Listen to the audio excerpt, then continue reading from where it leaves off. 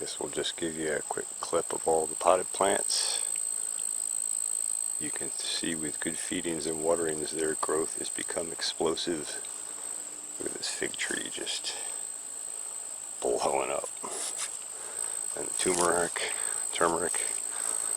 And we'll give you a shot of those beautiful flowers. Look at that. August 2nd, 2020.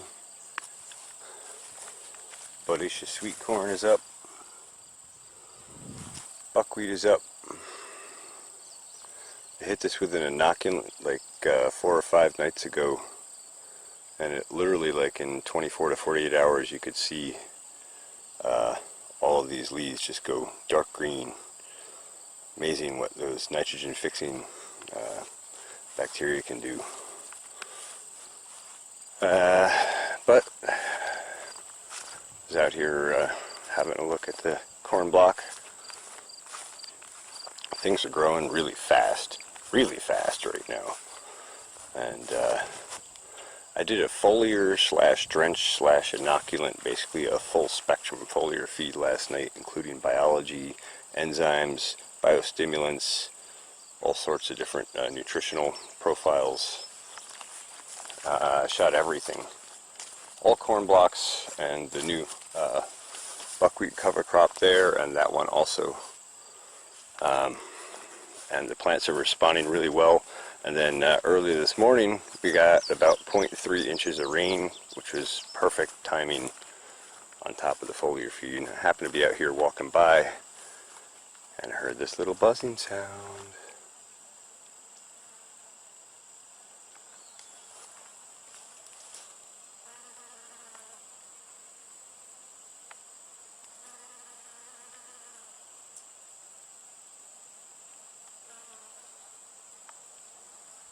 The honeybees are all through this first planting of corn, merrily collecting pollen.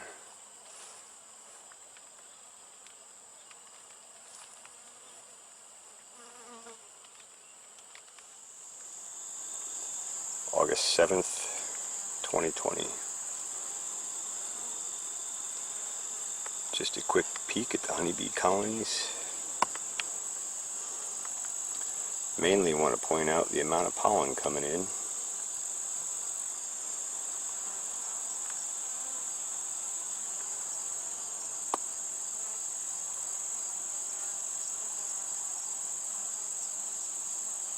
See those nice yellow pollen sacs going back in. We're going to go look at where some of those are coming from.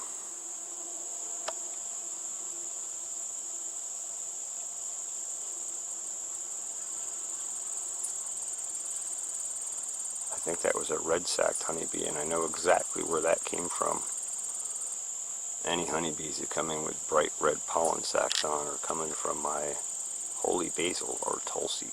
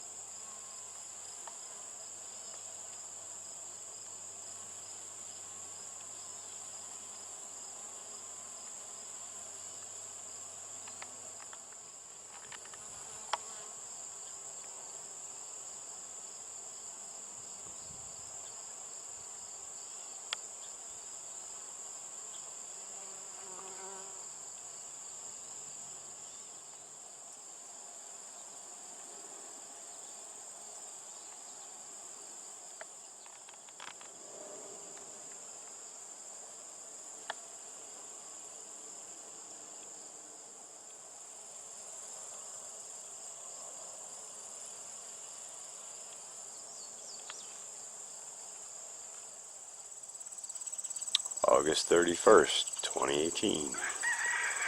I went through and did a heavy foliar feed on everything last night. Tomatoes, peppers, and sweet corn. And I'm just out here getting ready to start some work for the day, and I notice these sweat bees that have been harassing me the last couple of weeks are all over the corn here. So I think maybe they might be pollinating it. I'm not really sure, but I thought I would get some video footage of them. I thought it was interesting how heavily they were swarming on these plants.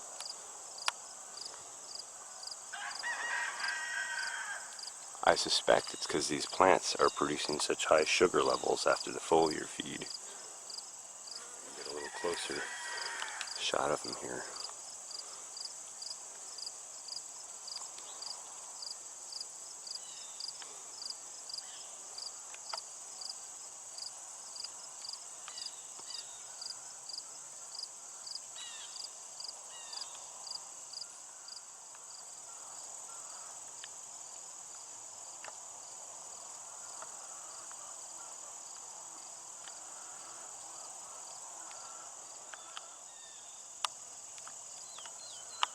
Just thought it was interesting to observe. If anyone knows any more about this or has any comments, by all means, please comment down below. So right away after the foliar feed, the Brix levels of the plants climb, and the quality of the pollen and nectar the plants produce climbs dramatically. This is sweet corn, so as far as I understand, honeybees aren't collecting any nectar from this, but you can see on their pollen sacs they definitely are collecting a good bit of pollen. So they must consider it to be a valuable resource. So it was exciting to see them in a crop that they're typically not known for using much of. Anyway, I just thought I would do a quick shot of that and of how fast this is growing. I mean, I think this block grew since yesterday, probably 3 inches in height, both the buckwheat and the corn. And these squash are blowing up as well, getting that dark green and starting to throw out some large leaves. Anyway, just thought I'd share a quick update and a shot of honeybees. I guess while we're here quick, I'll just give you a clip of these. 3 strips of buckwheat, 2 strips of rye. Hard to tell if the rye is germinating. I don't have much experience with rye yet. I think that might be some of the rye germinating in here. So these little shoots like that. But it could be fun. And let's see if we have any sunflowers spotted yet. I thought I saw sunflowers in here last night. Maybe not. Yeah, there we go. Sunflowers are starting to pop up in here. So, yeah, nice. So that's exciting. And last night before the rain, I came out and seeded this block here, 25 by 60, another 1,500 square feet, also with buckwheat for another honey crop bumper, soil builder, cover crop, etc. And I plan to plant this into rye also. Thinking about when this flowers out and honeybees are done with it, seeding rye down through it, and then just rolling it with a roller and let the buckwheat mulch basically be sort of a cover to press the rye in place so the rye can germinate. August 6th, 2020. Well, that 1.5 inches of rain we got a couple days ago is actually taking off the irrigation pressure for me, and I'm finally making some ground again. Also, cover crops are coming in well. Buckwheat is in good. That last planted of audacious sweet corn is up. Probably get that with another foliar feed tonight. Got some mulling in finally, because now I don't have to worry about it burning off immediately the next day. So now I can collect up some mulch out of here. So that'll be good. And more out over there. Got the chicken tractor moved again. Fresh water, fresh feed, they're very happy. Corn crops and cover crops doing really, really well since we had that rain. And of course foliar feeds and inoculants helped also. The sunflowers in this outside edge row are coming up like crazy, starting to blow up. Buckwheat is already starting to throw some flowers, and the Incredible and Silver Queen sweet corn are cranking also. And I just want to point out while we're here, notice the slight reduction in this area in here, and that is the shading from that big cedar tree that blocks a tremendous amount of light. So we're going to be Last 2 plantings of sweet corn are doing pretty well. We got a little bit of wind damage in here, knocked things over a bit with that storm, but they're standing back up. Nothing horrible, so we actually made out pretty well considering. Incredible sweet corn is popping into tassel now and throwing silks. That's exciting to see. That'll be the next stage of harvesting sweet corn. These sunflowers have absolutely blown up in the last week or so. They've doubled or tripled in height in that time. These silks are starting to show a little bit of brown. We're going to have a sweet corn harvest here in another week or so, maybe 2, I would think. Anyway, it's all doing real well, and I don't want this video to end up being too long. So, this is an old block that I had in little blue corn and then tomatoes and I don't know, several other successions of crops. The last crops that were here were tomatoes, and they had a huge infrastructure here, system here that collapsed, and then I rebuilt it because the tomato load was so heavy on it that year. So here we are, post-repair, no pun intended. 12-foot braces in place. The lawn tractor had no traction for pulling this. I had to put the truck on it in 4 low, and I had to get my 8,000-pound test rope out and hook to it, and pull everything back straight, and then brace it up, lock it in, and then let the tension off.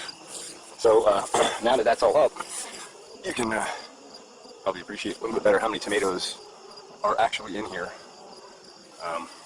I've been harvesting these pretty regular up until the last week or so. Things have just been so crazy and the weather has been against me. And so I've ripped that infrastructure out and gotten rid of the posts that were starting to rot and cleaned out rocks, drip tape, all that sort of stuff.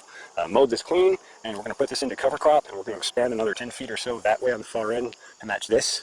So we'll be 60 long, and this whole area will be 60 by 60, I believe, all said and done. So 3,600 square feet. So that's a nice chunk.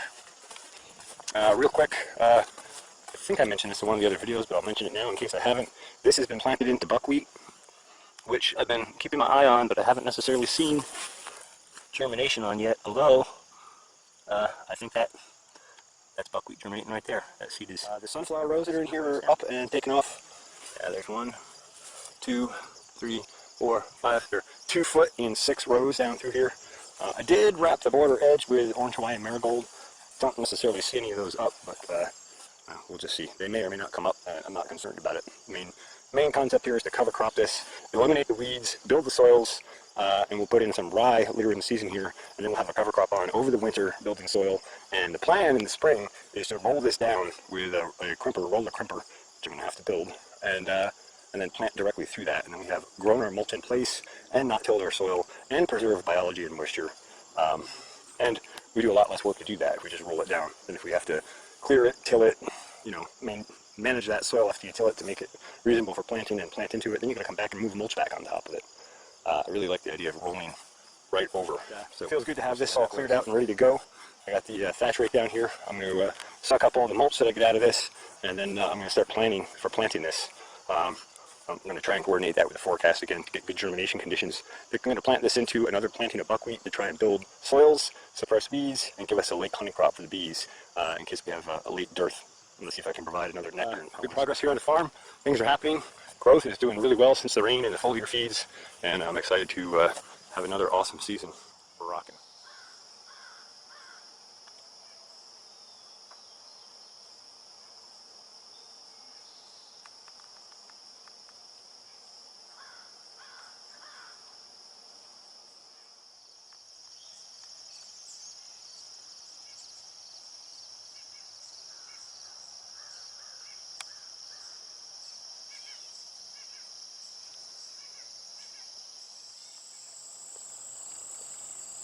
Last night I did it. Last night I pulled out all the old Roma tomato infrastructure, picked up all the stones, pulled out all the drip line, pulled out all the posts, the cages, the wires, everything clear, and mowed this clean.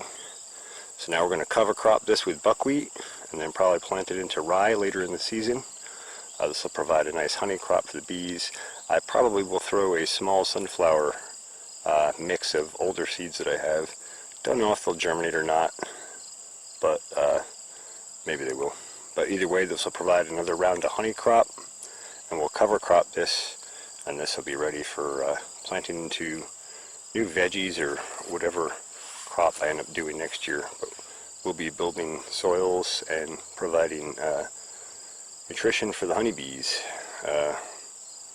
among many other integral pieces.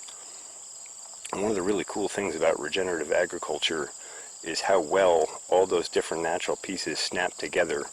And when you start snapping them together correctly in the right sequences and stacks, you get this synergistic stacking effect that builds soils and soil health, and consequently plant health, and consequently human health at a really phenomenal rate. It's really amazing how fast you can turn things around and how quickly you can do it. To that end, I stumbled across a new channel in the last couple days, and the guy just put up an 8-minute video last night. I don't know exactly where he's at, but it's called Grow Your Farm Up, and I'll provide a link here. I highly recommend you go check out this guy's video that he uploaded last night. Really cool dude, regenerative agriculture, farming organic seed corn. He's one of the innovators farming organic seed corn, and it's really exciting to hear what he says about what they're doing right now, how that whole supply chain works, and how complex that really is to orchestrate and manage at scale, and how well they're doing it at scale. So please go check his channel out, Grow Your Farm Up. This dude is awesome, and he's cutting edge for where farming is going in the future. What he's doing now, in 20 years, is going to become the mainstream. This stuff is blowing up, and it's really cool to see it being done at scale finally, successfully, by somebody who really knows what they're doing. So please check out his channel, Grow Your Farm Up. Other than that, you can see things are just growing well here. I guess we'll just take a quick walk through. This is obviously the buckwheat in this last planting of sweet corn in here. There's also some sunflowers in here. Yeah, there's one. 2 rows of those in here. Those are doing well. Those have had inoculants and foliar feeds, and actually tonight these get another foliar feed, as do the basil and tomatoes. We'll just take a real quick glance at the other corn crops here. Buckwheat is starting to open into flower, so I imagine we'll have flowers that are open with nectar on them in probably another week or so. Amazing how fast that stuff grows from seed to flower. This curved corn block is just blowing up. It's doing really well. Very, very excited to see the growth rate and the vigor and vitality here. Man, it's just amazing. Last week's foliar feed included inoculants and biostimulants, some forage foliar, some sea shield, some Neutralive Grow, some Neutralive Vitality, some sea stim, and also the line of Rebound for boron, copper, iron, and zinc. Because those are the deficiencies that I detected here with my plant sap analysis test last year. And you can see how much healthier and how much more balanced these plants are now. Especially, I wish you could see these in person, because it's a whole nother level of vigor and vitality that you can really see that the camera just isn't able to pick up. But I'm sure you can see that these squash are starting to blow up and put vines out, and this buckwheat has some nice big leaves on it. I mean, 2 of those leaves are the size of my hand. I have big hands. And things are just growing. I did a video on the honeybees here, taking the pollen out of the sweet corn yesterday. And actually there's one up there, kind of getting late in the day for it. Oh, actually.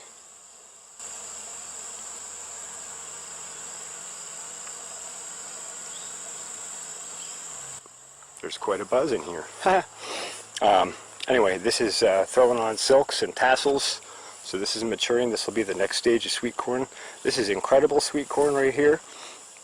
The sunflowers that were kind of struggling early on have just blown up with those foliar feeds and that balanced trace mineral nutrition and that biology and enzymes and stimulants. All those pieces together in a synergistic stack is just phenomenal, the growth response that happens when you get that right, when you get your nutrition balanced.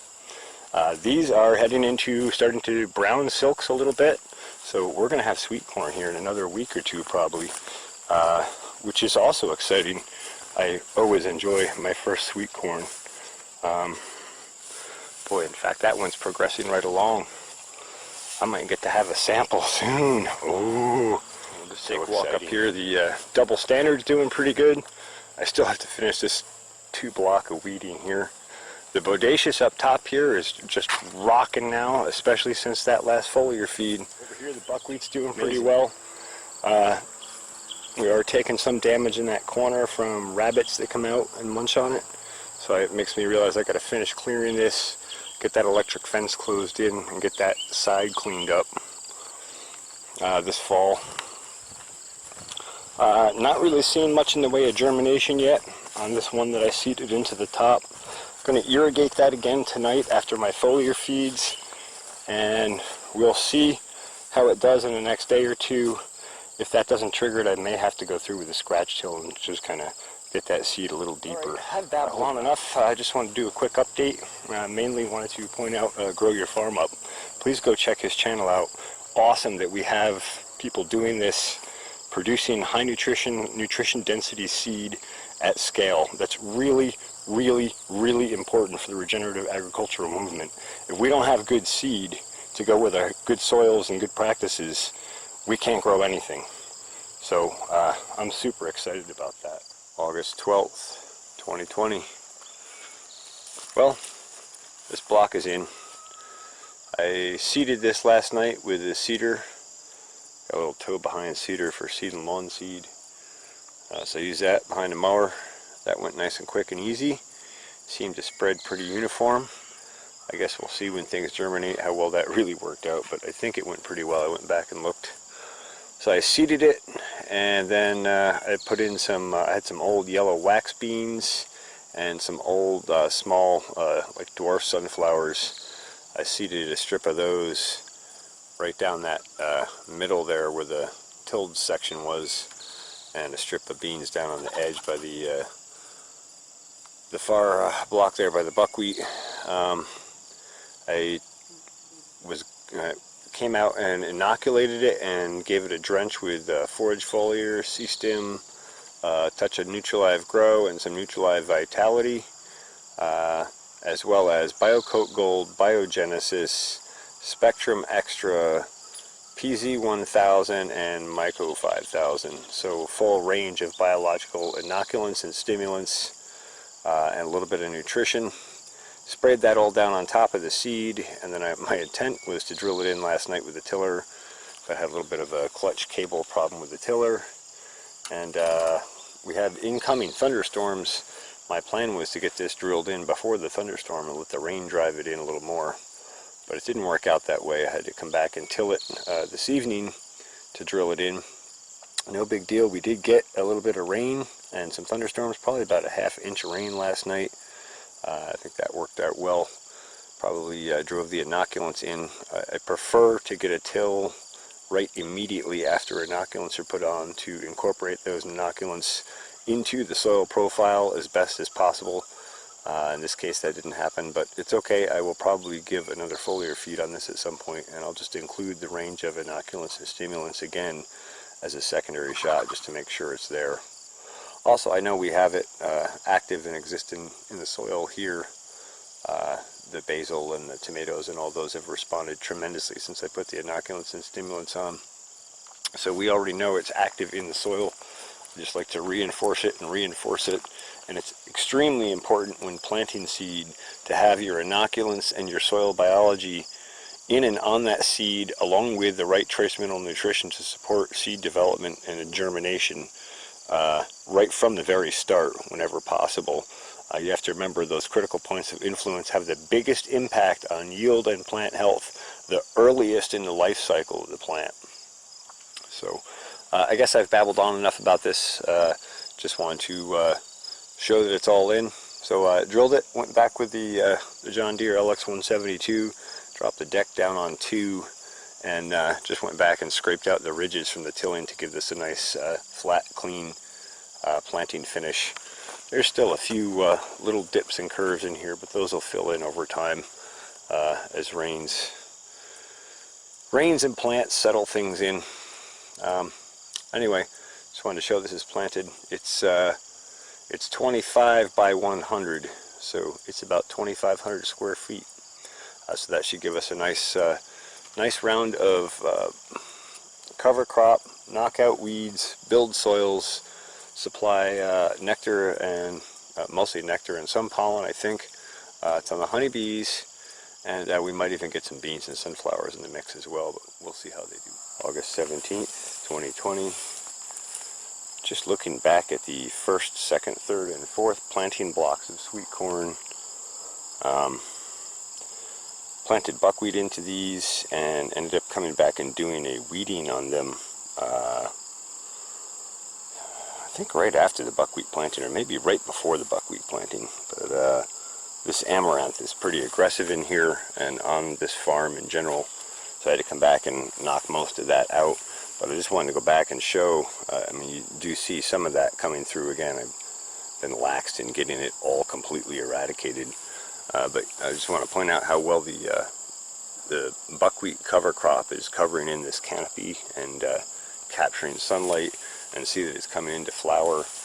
Pretty soon the honeybees will be in this as well. And you can see different densities of plantings here. Looks like a little bit denser is a little better in the understory. I've had a lot of questions about, wow, I didn't know you could grow corn with another crop in with it. I thought that would compete with it. Well, it's really about, you know, A, using complementary crops, and B, it comes down to light, air, space, and nutrient availability. And like in this case, the corn is taller, and so it maintains dominance. And then instead of getting a lot of these weeds in, the more you cover crop, the more you block those weeds out, and you provide a crop like, say, buckwheat that's good at building soils and building soil health. Also provides a nectar source, and it helps keep the weeds down. So you can do multiple things at once together. There's another tactic called relay cropping, and I may try some of that next year. I might start doing double rows of corn spaced a foot apart, and then maybe a 4 or 5 foot spacing to the next double row. And then in the under canopy of that, putting some brassica, either broccoli or kale or something like that. And then the corn can protect that for a midsummer planting. And then by the time the corn starts to die back, the brassica can come in and fill in its place. And then you can be planting and growing multiple crops in the same grow space at the same time. And then of course you have the diversity effect from that, where soils are getting better and better as well. Interesting here on the end, we've got an incredible sweet corn here with at least 3 ears on it, and it looks like it might be throwing a 4th on it. So that's nice to see. That comes back to nutrition and critical points of influence. And it looks like this one might throw a 3rd ear as well, and get a shot. And we'll just go up the block here, and you can see where I didn't do as good a job weeding out the amaranth, and that is taller and more competitive than going to seed. I'm not too concerned about that, because I'm going to try planting rye into this next year and rolling that cover crop down in the spring. We'll see how all that goes. And then these are the later plantings. These got the buckwheat earlier on, and then the buckwheat was competing with the amaranth. Little honeybee there getting some pollen to take back to the hive, building that winter nest up, or getting ready to. Anyway, it was competing with the amaranth, so I had to come back through and carefully weed the amaranth from the buckwheat. I definitely would stall off another week, retill again, or seed, and then retill to drill that seed in. A little bit longer I found was better. A second till is good with the amaranth. It's a very aggressive, very fast germinating and growing weed seed, so it's one of the harder ones to beat. And that's part of why I chose buckwheat, because buckwheat is so fast and so broadleaf and robust. And you can see it's definitely providing heavy competition for the amaranth. And if I had gotten back in here and controlled the last round of amaranth with another good weeding, we probably wouldn't have much of it left in this plot at all. But anyway, just thought I would do another update, another quick shot of things, just to show progression. Really looking forward to these sunflowers filling in here and flowering. Alright, thanks for watching the Pharmacy Seeds Network. August 19th, 2020. Last night, Yesterday afternoon, between all the other things I was doing, managed to get out here and get this 3,600 square foot block seeded. I seeded both buckwheat and rye, with at least the theory that the buckwheat will come up, grow, flower, and as frost comes along, when that dies back, the rye will already be established.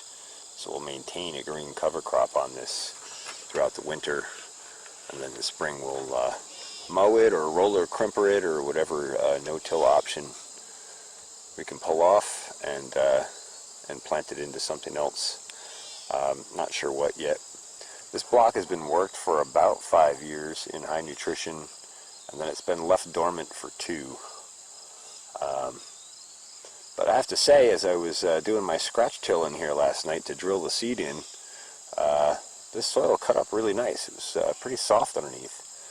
That's not typical for the soil on this farm if it hasn't been worked in high nutrition. So that's kind of nice. So just thought I would do a quick update on this.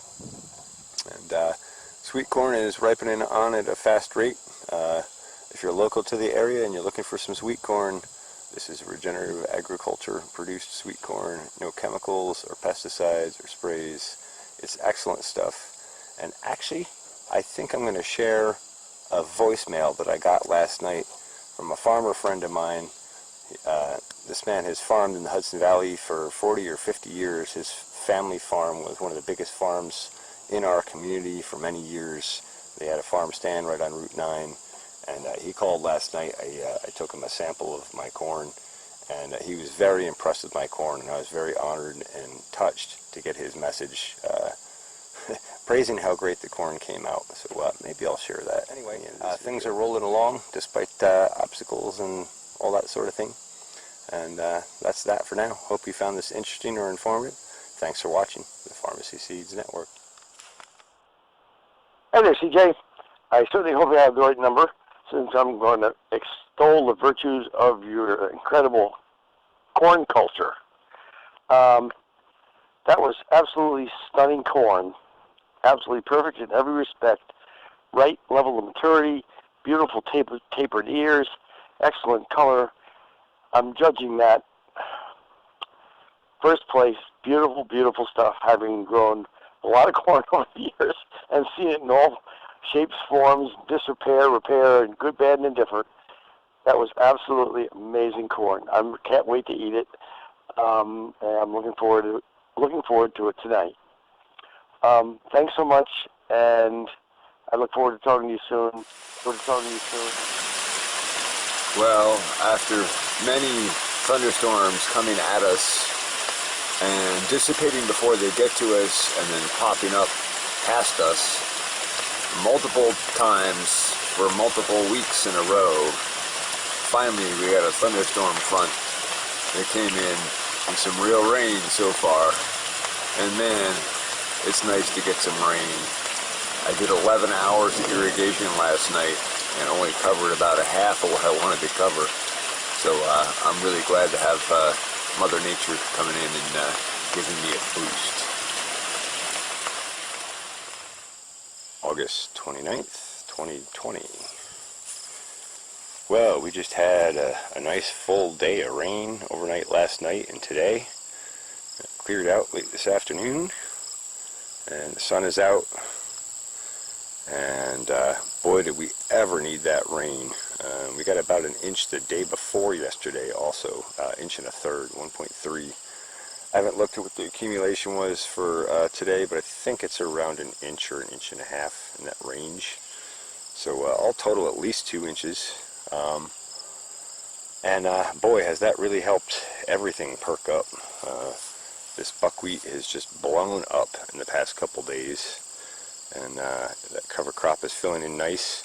The other buckwheat is opening out into full flower.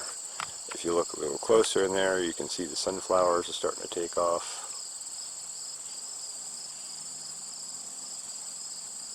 Peeking their way up through.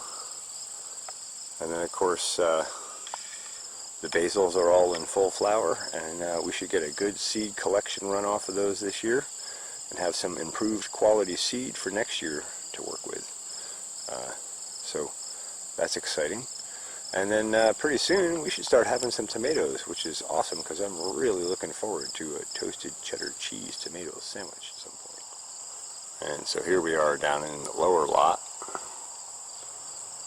where I've planted buckwheat and rye into this block as a cover crop, sort of a two-stage cover crop.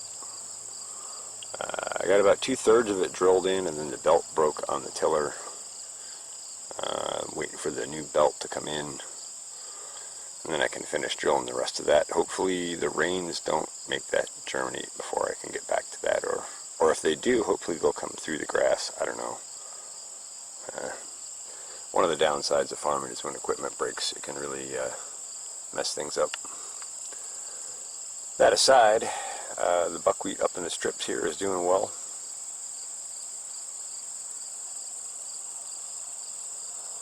And the sweet corn is doing well.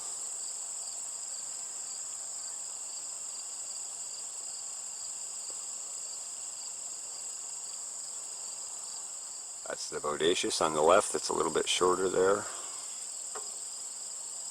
The next block is the incredible. That's coming into full ripeness now. That did really well this year. And that next block is the double standard. That's second generation in high nutrition here. We'll see how that performs. I may or may not carry that forward. This is the second season of not being super impressed with it, but also it's kind of hard to compare an heirloom variety against really high quality precision bred F1 hybrids. There's a lot to be said for hybrids as far as vigor, in part because of hybrid vigor, and also in part because of genetic uniformity. Regardless, things are doing well. I guess we'll go take a look at the curve block, and I guess we'll take a look at those buckwheat strips as well. Here we are in the upper part of the lower block, where the alternating strips of buckwheat and rye and sunflower rows down between. A lot of these sunflowers got wiped out by deer. Not surprised. They sure do seem to like them. But some of them managed to camouflage their way into the buckwheat. They're doing okay, and hopefully they'll get big enough without the deer noticing to come through the flower. I know I did see in here the other night a few of the orange Hawaiian marigolds, yeah, coming through. And then there's some red clover here that was probably here before I did the scratch till and planting. And buckwheat's going into flower pretty nicely.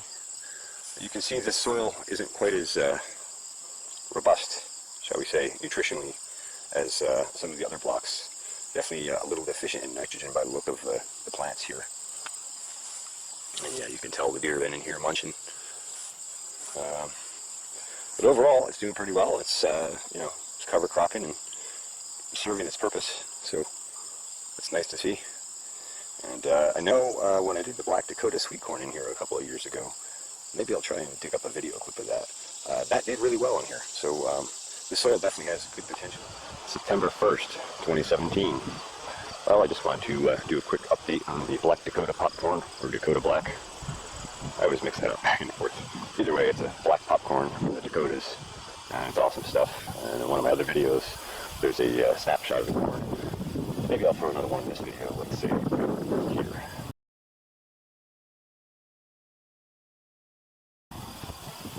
Anyway, this corn has received its foliar feeds at all the critical points and inoculants, and I did give it a light dose of comfrey tea between the rows as a side dress a couple of weeks ago to help boost things along.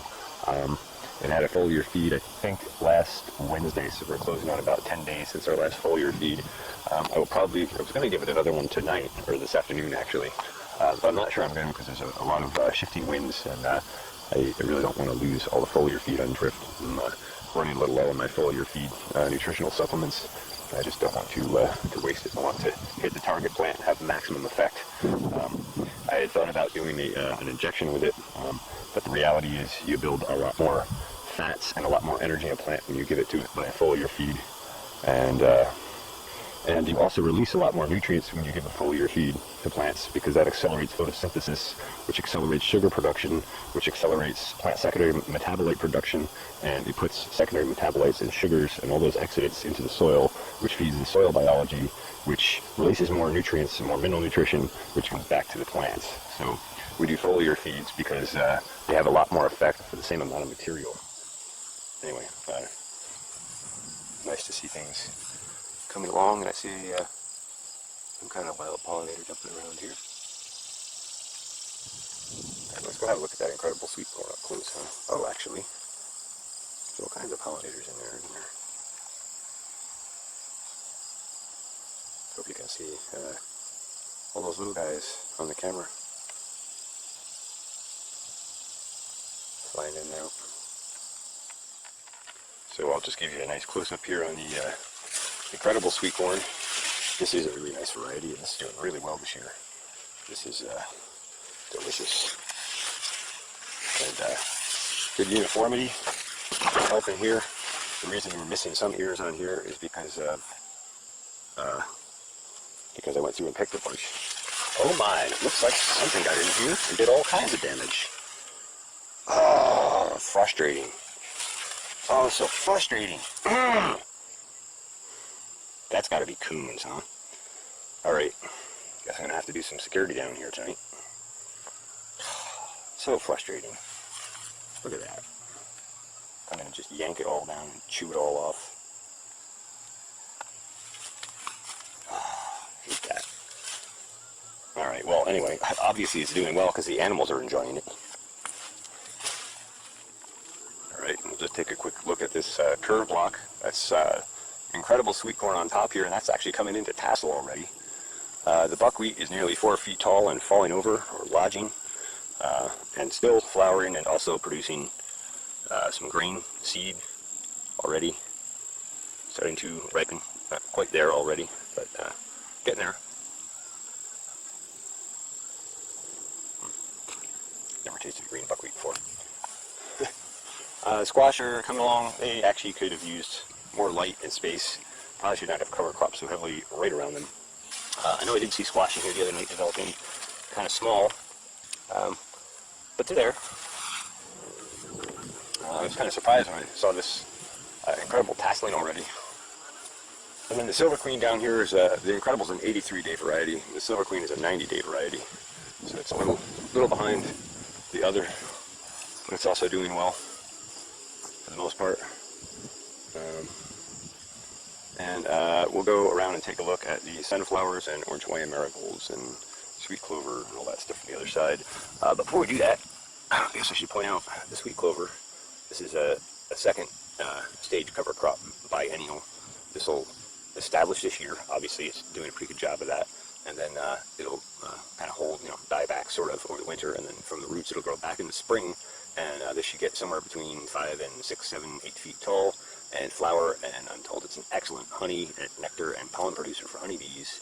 And it's also an excellent biomass builder. And then I will try and capture seed from that next year so I can propagate more of it out further.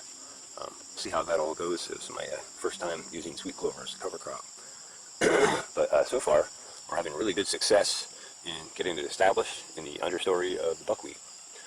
It was recommended in the planting information that I found on sweet clover to use a nurse crop like buckwheat.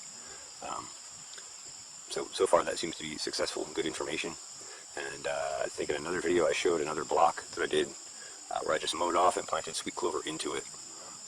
There is some white clover, red clover, yarrow, and some other native grasses, perennial and annual, both in that block. And I'm hoping that they will serve as a nurse crop for the sweet clover to get established in. But we'll see. It'll be a good comparison between tilled soil and non-tilled soil for establishing the sweet clover plot. All right, let's go around and have a look at the other side here. All right, here we are on the other end side of that same block. You can see our sunflowers are doing well. Starting to get ready to open up some flowers. There's quite a row of them here. They're going to be beautiful when they really bust open. And you can see the orange Hawaiian marigolds in here in the understory, all through here. And those are doing well, so that's cool too. That'll give us a little bit later pollen and nectar crop. This is another nice opening where you can see into where that sweet clover has established itself. really well, thick and dense in there. Very nice. I think that'll make an excellent cover crop. I'm really stoked to, at least so far, be seeing success with that. So, anyway, I just thought I would do an update here and let you have a look at things. It always amazes me, especially during droughts, after you get a rain, the absolute explosion of growth that results from that. It's really amazing. And here we are, getting a taste of it. And it's doing well. Just check in on the chickens here quick. What's going on, chicken birds? Been sharing some sweet corn with them, which they've really been enjoying. And looks like it's about time to move their tractor on to another piece of green ground. And you can see since the rain, even we had rain 2 or 3 days ago now, I guess. You can see this burst of regrowth that's happening here behind the chicken tractor, where they've scratched and pecked and pooped and disturbed the soil, but minimally. And now you can see that dark green explosive growth coming back, responding. So very, very nice tool for no-till working with soils. Let's take a look at the buckwheat up top here.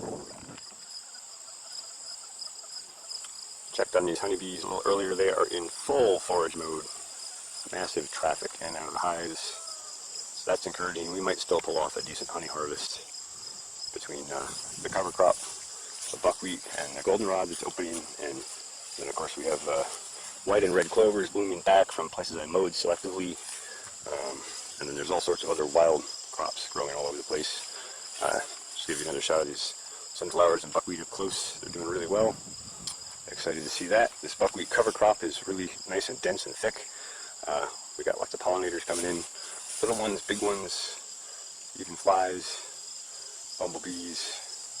Expect honeybees will probably be in here tomorrow. We're supposed to get about 76 degrees and sunny tomorrow. That should finish opening these flowers up and bring the nectar and pollen out.